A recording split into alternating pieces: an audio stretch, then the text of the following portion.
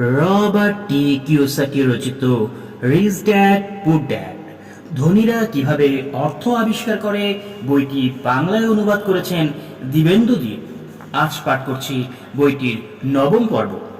হ্যাঁ, তোমার বাবা।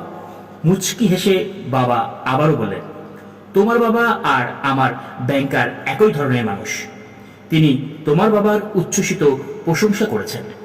তিনি আমাকে বেশ কয়েকবার বলেছেন যে টাকা বানানোর ব্যাপারে তোমার বাবা খুবই বুদ্ধিমান একজন মানুষ। আমার বাবা মাইক অবিশ্বাসের সুরে আবারও জিজ্ঞেস করল, তাহলে বিদ্যালয়ের ধনী শিশুদের মতো আমাদের কেন সুন্দর কার ও সুন্দর গাড়ি নেই?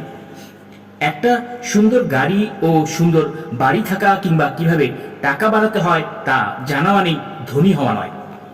আমার বাবা জবাব দিলেন, জিমির বাবা চিনিকলে কাজ করে, তার সঙ্গে আমার তেমন একটা তফাৎ নেই। তিনি একটা কোম্পানির জন্য কাজ করেন আর আমি কাজ করি সরকারের জন্য। কোম্পানি তাকে একটা গাড়ি কিনে দিয়েছে। চিনিকলের কোম্পানি এখন আর্থিক সমস্যায় রয়েছে এবং দেখা যাবে কিছুদিন পর জিমির বাবার কিছুই থাকবে না।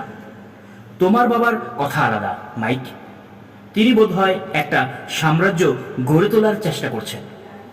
আমার ধারণা কয়েক বছরের মধ্যে তিনি খুব ধনী মানুষে পরিণত হবে।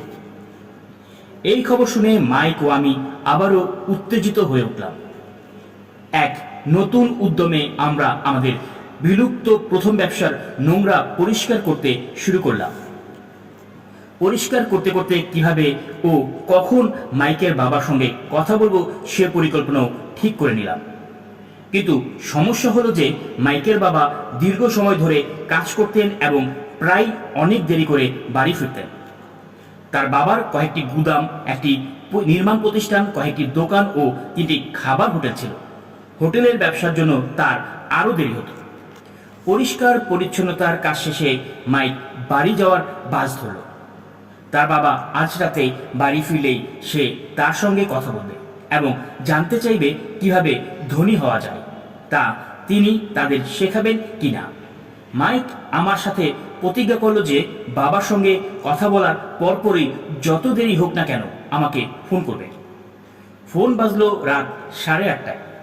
ঠিক আছে, আমি বললাম, আগামী শনিবার। আমি ফোনটা রেখে দিলাম। মাইকের বাবা আমাদের সঙ্গে দেখা করতে রাজি হয়েছে। শনিবার সকাল 7:30টায় আমি শহরের যেদিকটায় গরিব মানুষেরা থাকে সেদিকটায় বাস ধরলাম। শিক্ষা হলো শুরু। আমি তোমাকে প্রতি ঘন্টায় 10 সেন্ট করে দেব। 1956 সালের হিসাবেও ঘন্টায় 10 সেন্ট কমই ছিল। মাইক ও আমি সেদিন সকাল 8টায় তার বাবার সঙ্গে দেখা করলাম। তিনি আগে থেকেই ব্যস্ত ছিলেন এবং 1 ঘন্টার বেশি সময় ধরে কাজ করছিলেন।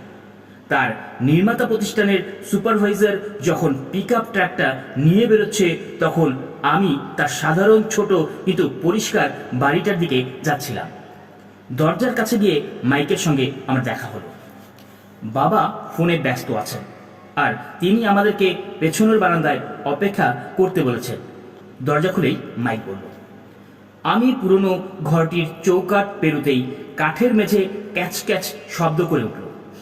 দরজার ভেতরের দিকে একটা কম দামি মাদুর পাতানো ছিল।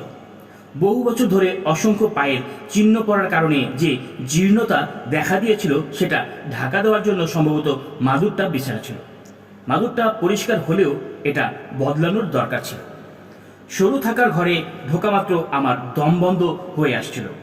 পুরো ঘরটা ছাতা পড়া আসবাবপত্রের ঠাসা ছিল, যেগুলো আজকাল সংগ্রহশালার জিনিসে পরিণত হয়েছে।